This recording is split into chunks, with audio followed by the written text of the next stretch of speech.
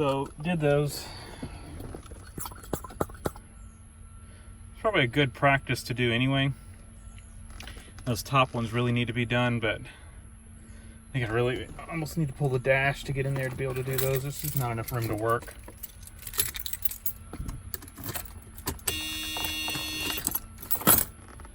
Alright. Yeah, I think we've tested the diaphragms. The diaphragms are good. I think we've got leaking solenoids. So we could replace those. Let's see. We put it on defrost. Defrost holds. And we've got full defrost. It's working well. Okay, so we flip over to floor. We're just going to see if they're working. Slow. Defroster is still on, but I don't have anything coming out the floor. I don't know if that one's just stuck. And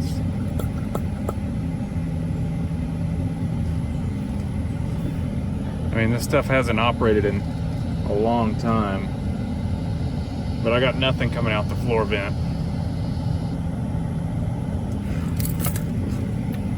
And the defrosters are still blowing. Let's go to bi-level.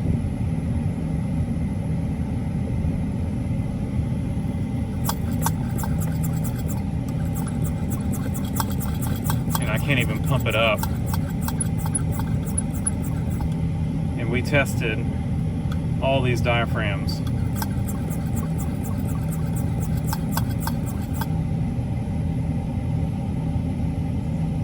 I guess the next step would be to test the solenoids independently.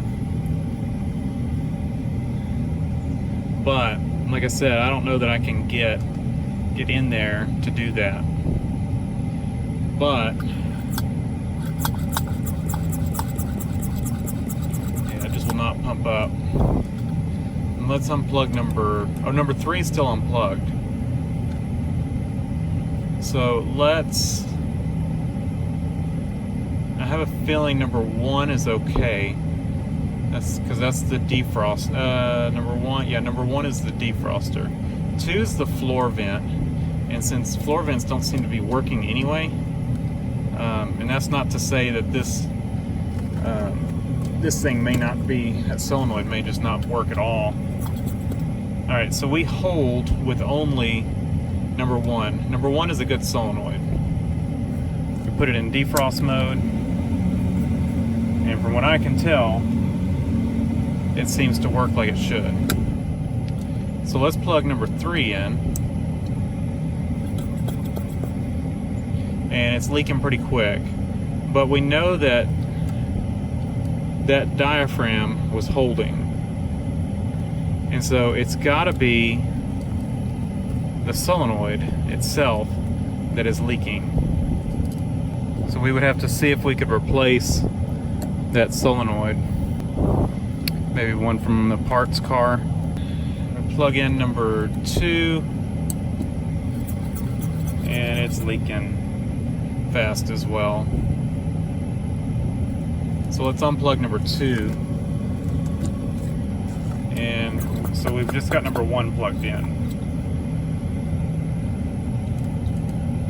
No, number 3 is plugged in as well. And let's flip between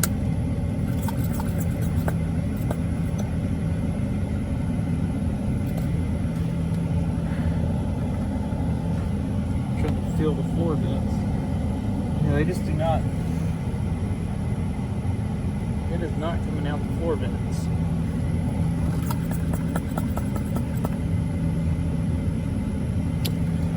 And it is just not working. Yeah, those Those solenoids just are not holding.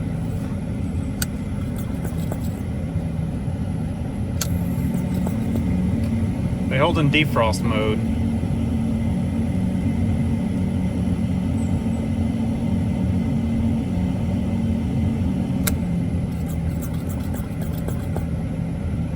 Yeah. So 2 and 3.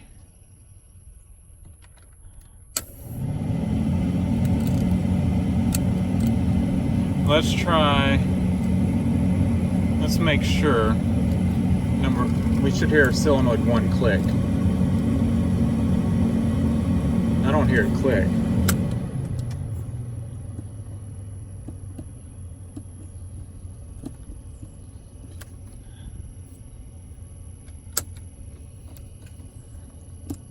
There it goes. So in floor vent mode, the floor vent solenoid?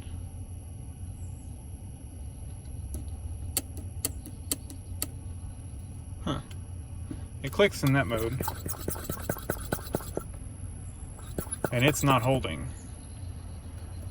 Alright, number 2's plugged in. So we'll unplug 2 and 3. So we know solenoid 1 is clicked in this mode. And if we unplug solenoid number 1, look at that. So I've got like all leaky vacuum solenoids. So let me see how much, if I can get these things and how much they are, or maybe if they're rebuildable. And I'll also see if I can go pull some off my parts car. Quick trip over the parts car, and I pulled out all 5 vacuum solenoids. And the way these come out is you've got, you can see right in there, you've got a screw. That screw comes out, and then the other side, let me just say, so you take out that screw, this side fits in a little slot. So you just kind of pivot it out and pull it out. And of course, undo your electrical connections and your vacuum lines.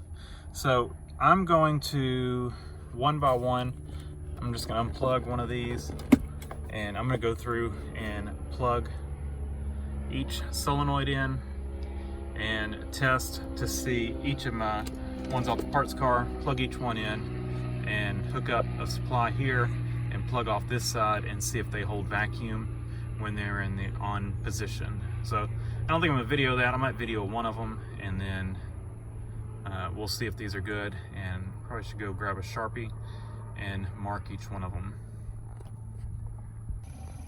So I'll show you all the process I'm going through. So we're plugging off the outlet with a good vacuum cap and going into the inlet.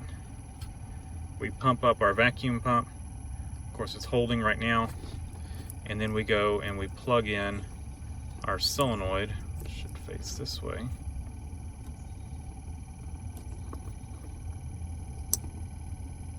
And you can see this one's a leaker. Turn the solenoid off, it holds again. So we got a leaker here. And try this one. Cap on.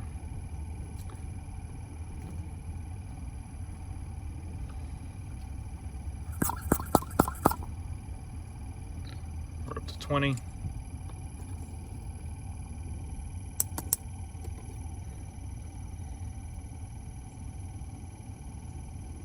And this one's got a little bit of a leak on the input side of it. This one's decent. It's not great. I'll show you what we got. I'll put this one up here. Let's compare it to this one. This one was another one that was kind of... I'm wondering if I sprayed some like WD-40 or something in here, if lubricating these things would help any. We might try that. Some of these are not just awful. See, this one's another slow leaker. But I'll show you a good one. We do have one good one.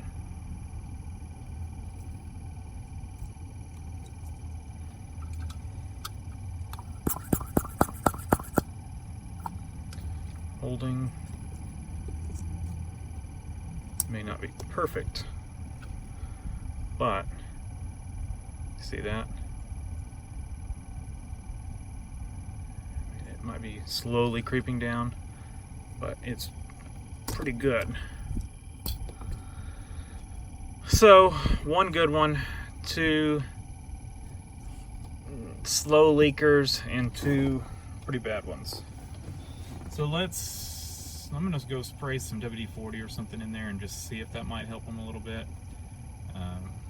We'll see. All right, so I'm gonna do a little spray. See if we can get that in there. Not really. How about this? Well, do what we can to not make a huge mess here. That would be the suction side.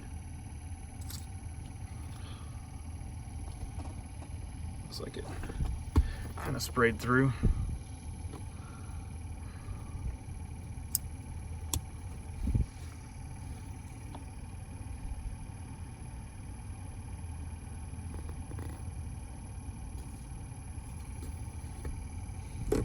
This was our good one. We're just trying to make it a little bit better, I guess.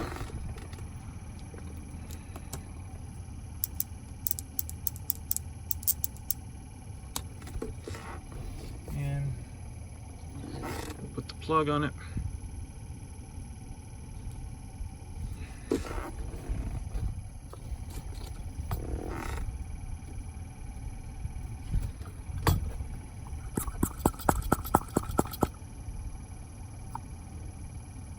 Look at that. I don't think it's leaking at all, really.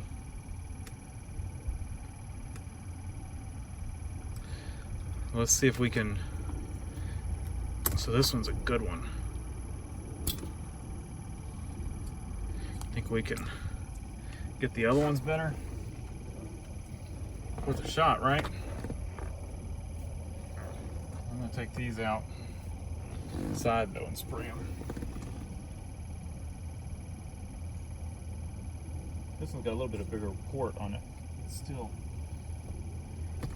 the only lubricant I have is garage door spray, and it's just a general lubricant. It was a slick deal. They got a whole case of this stuff, and what makes it a little, it's more shoots out faster, I guess is what I'm trying to say. It's got a lot more propellant.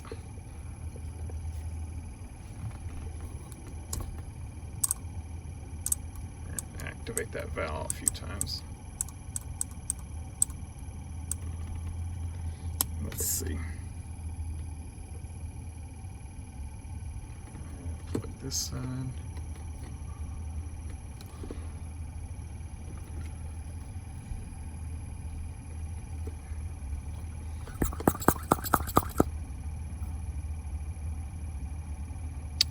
It's still got a slow leak to it. Unfortunately, we didn't really help.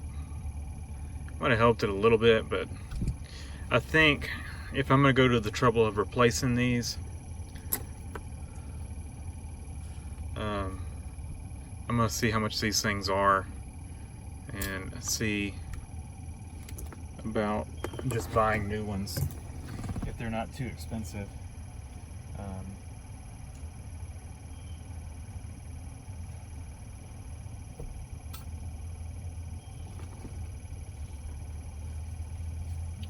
So,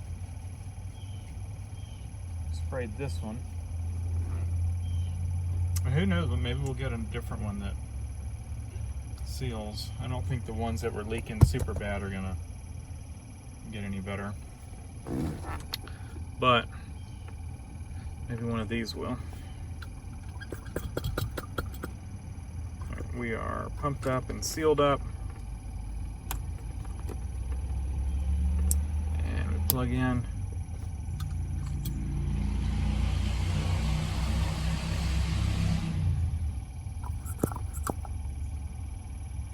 And this one's pretty good. I mean, it is slowly, it's slowly going down, but we could have a leak right here.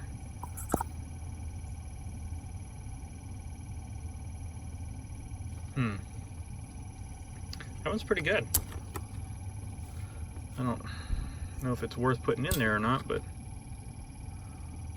it's not too bad. We might could repair one of the ones that we've got in there as well. Let me do some research and see how much these things are. All right, it's a little bit of work. I've got 3 now that are holding pretty good. They leaked just a hair, and maybe with some use they would get better. But I think that it's enough to where our vacuum pump can make up for that. Like I said, you know, it's very minor, and my vacuum pump is going to pump a whole lot more vacuum than this little hand pump does. And so it may not be perfect, but I looked it up. I did find one on eBay, aftermarket, for 20 bucks, $7 shipping. They only had one of them, and the next cheapest I could find was 36. So once again, I don't really want to spend, you know, like 120 bucks, and these 3 work. So next time I go to the junkyard, I'll take my vacuum pump and I'll pull some more out of junk cars and test them and try to get some good ones. So I've got 3 that I think are pretty good right now. 2, one of them still leaked really bad, and the other one's not opening. So I'm wondering if this one over here that we couldn't get our floor vents to work, if it may not be opening as well, and that might be the issue, is that solenoid is just bad. So yeah, one of those was bad and one still leaks pretty bad. So we ended up with 3 that are, one's like holding perfect and the other 2 are just slightly leaking. I just kept working with them and spraying them and letting them open and close, and they're almost perfect now. And it's not to say that we could repair some of ours that are in here as well, but we're gonna just go 1, 2, 3, replace those 3, and then we can pull those out and put them in our stash to kind of maybe try to get them working better, to maybe possibly replace those 2 down there if they're leaking, which they probably are when we finally address the vacuum diaphragms. So let me just go ahead and pull these 3 out, and we will go ahead and replace those. All right, they are back in there. That's our 3. Now, should I have replaced these upper T's and splitters that are up there? Yes, I should have. Did I? No. What I did a while back, probably a year or 2 ago, when I was troubleshooting the climate control, is I put tie wraps on those things and tightened them down just to give it a tighter fit around the solenoid. And so I think they've got a decent connection. We might leak a little bit, but it still would have been really difficult to get in there and replace those. At some point I'm gonna have to pull the dash if I'm gonna address, I think, those other 2. So I think we will do that when we do that. So I just put it back like it was before. It was holding pretty good with everything off. So I guess we can see what it's doing now. Yeah, and we've got a pretty good connection, just a super slow leak. And let's see what happens when we turn the key on now. We've got some better solenoids on there. Now, it's gonna have to open the diaphragm up. So we might leak. Yeah, we're still. Where are we leaking? We've got 1, 2, and 3.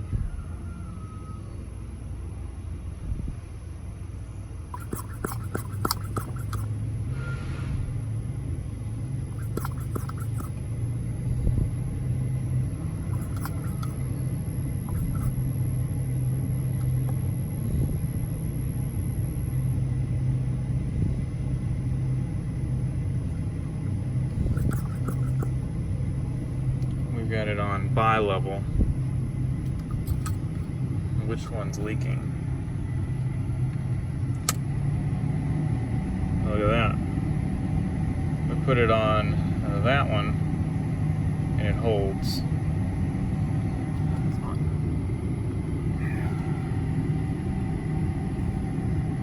Put it on economy. It's holding. And we're holding.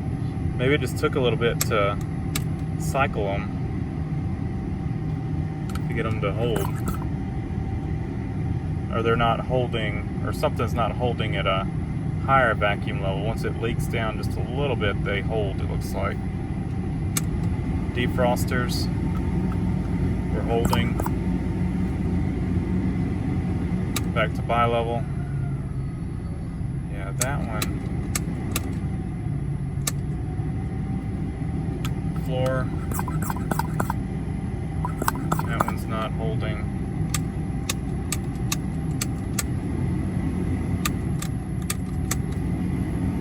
Could be that we need to check our diaphragms again. Yeah, that one. Let's see if we can isolate where it is. So let's unplug number 2. Still leaking. Plug 2 back in. We'll unplug number 3. 4 and 5 are still unplugged, so it's not going to be one of those. Alright, so it's number 3. Now, is it the... So what we'll do is we're going to unplug, and we will cap off the solenoid. Do we have a solenoid that's still leaky?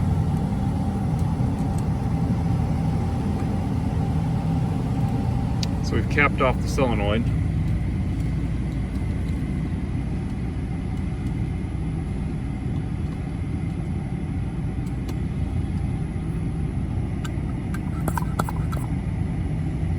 Yeah, the solenoid's okay.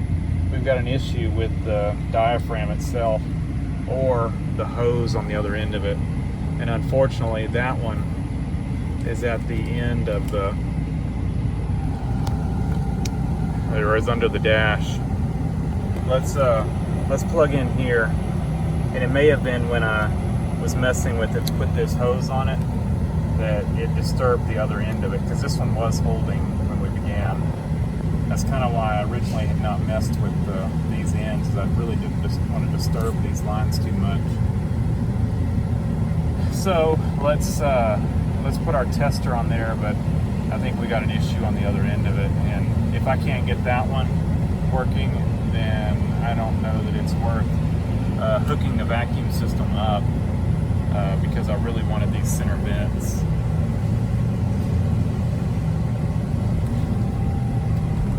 And I wanted to get the defrosters turned off, and that's not really going to happen. So let's take a look at, let me unhook and we'll plug in there. Well, this is odd. It's holding.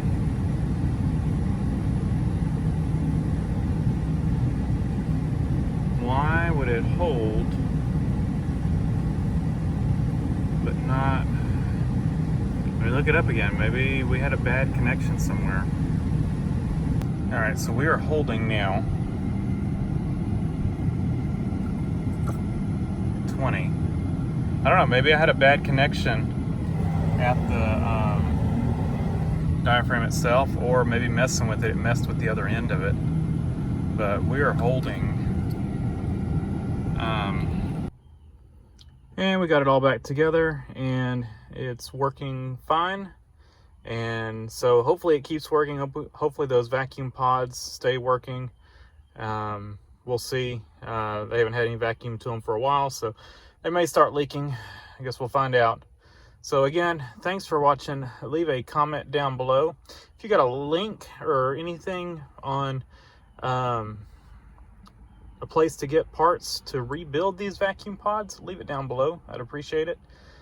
Again, thank you, and subscribe for more.